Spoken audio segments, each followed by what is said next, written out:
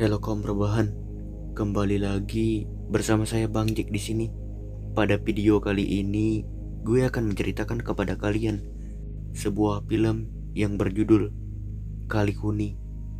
Film ini telah dirilis pada tahun 2021. Di dalam film ini mengisahkan tentang seorang anak yang berusia 10 tahun yang bernama Si Panggi.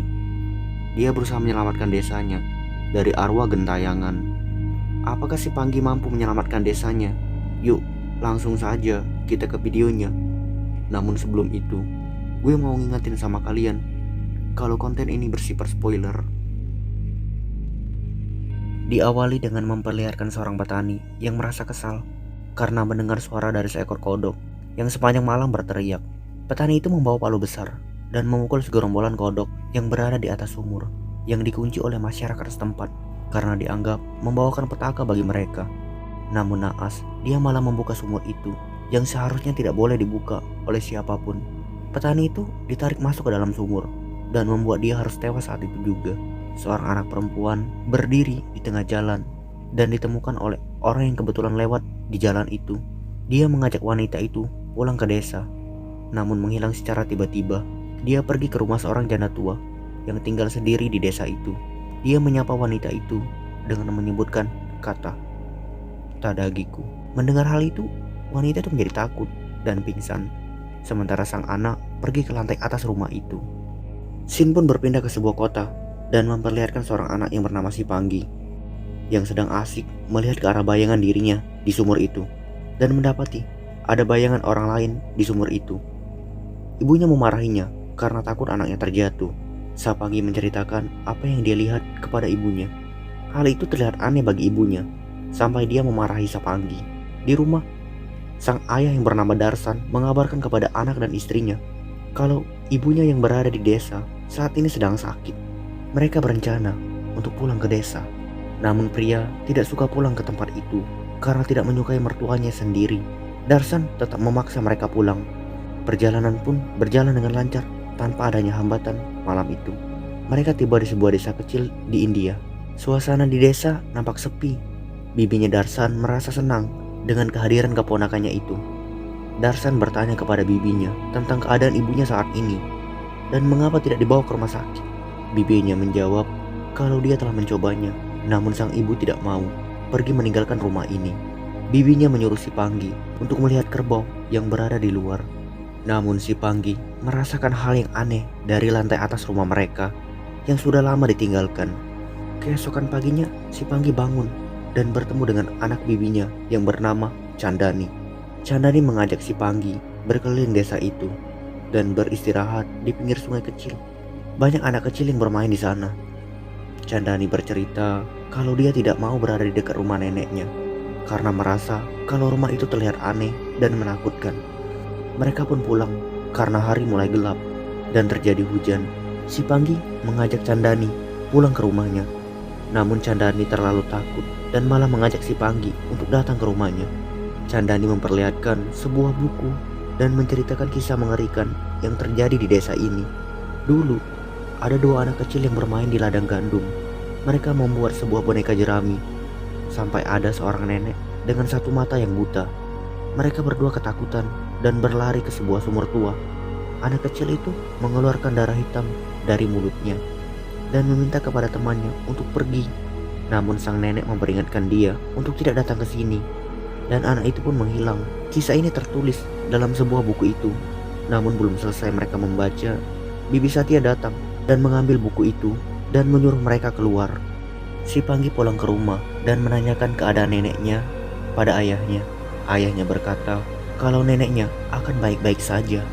Pria menyuruh suaminya makan karena sejak tadi suaminya terus bersedih dan enggan berbicara kepadanya. Namun suaminya menolak makanan yang dibawa oleh pria. Malam harinya saat sedang tidur, Si Panggi merasa kalau adanya mengganggu tidurnya. Dia mencoba mengecek ke dalam lemari dan melihat seorang anak kecil dengan gaun merah menatap ke arahnya. Dia menjadi takut. Lalu ada sebuah gelang yang keluar dari batu itu. Si Panggi mengambil gelang itu. Namun neneknya tidak ingin cucunya memegang gelang itu dan mengambilnya kembali. Neneknya mulai baikan setelah dokter memeriksa keadaannya. Sang nenek meminta kepada Darsan membuang gelang itu ke suatu tempat dan meminta kepada si Panggi untuk mengambilkan air untuknya. Si nenek pun memarahi pria dan menyalahkan pria atas penyakitnya karena pria gagal memberikannya cucu laki-laki. Dan andai saja pria menuruti dia waktu itu, mungkin si Panggi tidak akan terlahir ke dunia ini. Si Panggi yang mendengar hal itu hanya bisa duduk bersandar di paha ibunya. Namun di bawah ranjang sang nenek, dia melihat ada anak kecil yang menatap tajam ke arahnya. Si Panggi menjadi takut dan berusaha memberitahu ibunya, namun ibunya tidak menghiraukannya. Darsan yang terus berjalan meninggalkan gelang itu di suatu tempat. Namun anak kecil datang dan memungut kembali gelang itu. Nenek si Panggi bangun dan melihat anak kecil yang naik ke lantai atas rumah mereka. Dia mengira itu si Panggi dan mengejarnya. Namun di sana dia mengalami delusi dan melihat anak kecil dengan gaun merah. Anak itu melotot ke arahnya sang nenek. Sang nenek mengeluarkan darah hitam di mulutnya sampai akhirnya pria berusaha menolongnya. Namun naas, nyawanya tak tertolong lagi. Warga yang membantu menguburkan mayat sang nenek dikejutkan dengan tubuh sang nenek yang terbakar. Mereka lari ketakutan. Darsan berusaha memadamkan api itu, namun sia-sia saja. Kembali ke rumah, pria ingin segera meninggalkan tempat ini karena sejak mereka datang ke sini, ada sesuatu yang aneh terjadi di sini. Namun Darsan menolak dan mereka akan tinggal di sini selamanya. Darsan pun pergi keluar rumah dan meminum sebotol anggur. Di rumah, Sapanggi bertanya kepada ibunya, apakah ibunya tidak menyayanginya? Kenapa nenek berbicara kalau mereka tidak ingin dia berada di sini? Namun sang ibu meyakinkan anaknya kalau dia sangat menyayanginya lebih dari apapun. Darsan yang mabuk pulang ke rumah dan mendengar suara orang naik ke lantai atas dan mencoba mengecek keluar rumah dan mengira kalau Sapanggi lah yang naik ke atas lantai rumah itu. Namun ketika dia mendekati anak itu langsung mencekiknya. Si Panggi datang untuk menolong ayahnya, namun ayahnya malah mengira si Panggi lah yang mencoba membunuhnya. Dia mencoba mendorong si Panggi sampai dia sendiri terjatuh ke bawah. Istrinya mencoba untuk menolong suaminya itu. Pagi harinya, Bibi Satya mendatangi sumur itu dan menyadari kalau sumur itu telah terbuka dan telah menelan korban jiwa.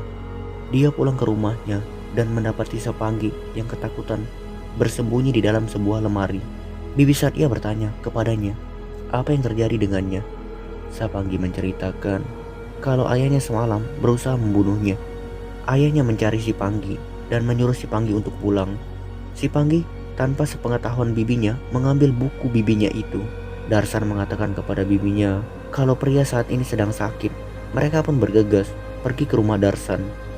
Pria kondisinya saat ini sedang buruk dan mengalami demam tinggi. Sementara si Panggi membaca buku itu dan membuka-buka halaman demi halaman. Ayahnya menyuruhnya untuk membeli obat di apotik. Banyak orang yang mengantri di apotik itu. Dan tanpa sengaja si Panggi menjatuhkan foto dan melihat ada nama di foto itu dengan nama Saksi. Orang-orang bercerita kalau desa ini telah dikutuk. Kembali ke rumah, Bibi Satya mendapati susu kerbau yang dia perah mengeluarkan darah dan mendengar suara tangis bayi di lantai atas. Dia mencoba mengecek ke sana. Ada seorang bayi yang tergeletak seorang diri. Bibi Satya mengalami delusi dan melihat masa lalunya. Bayi itu diminta sama si nenek bermata satu itu. Bibi Satya menjerit sampai seisi rumah itu terjatuh. Si Panggi mendengar jeritan bibinya yang berada di lantai atas. Namun Darsan telah lebih dulu menolong bibinya. Bibinya berkata kalau bayi itu ada di sini dan menyebut nama Saksi. Sapanggi memperlihatkan fotonya. Darsan langsung merobek foto itu. Mereka pun berkelahi. Bibi Sapanggi pergi meninggalkan Darsan dengan membawa potongan foto ke rumahnya. Sementara Sapanggi lari dari kejaran ayahnya. Bibi Satya berusaha menyambung kembali foto itu dan berdoa kepada dewa. Sementara Sapanggi pergi ke rumahnya Bibi Satya dan menyerahkan buku itu. Bibi Sapanggi mengatakan kalau yang tertulis di buku ini adalah kisah nyata dan dia pernah bertemu dengan gadis itu.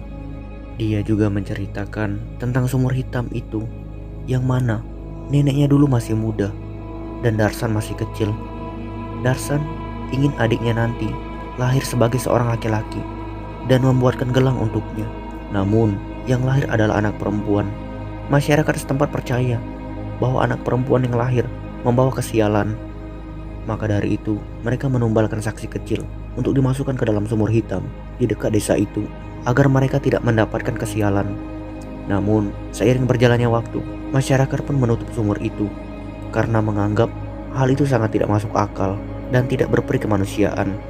Tapi entah kenapa, sumurnya bisa terbuka lagi sekarang dan kutukan itu masih berlanjut.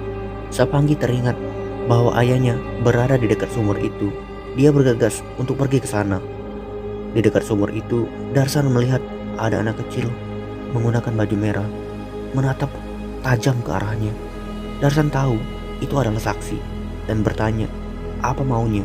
Saksi memperlihatkan gelang yang dulu Darsan buat.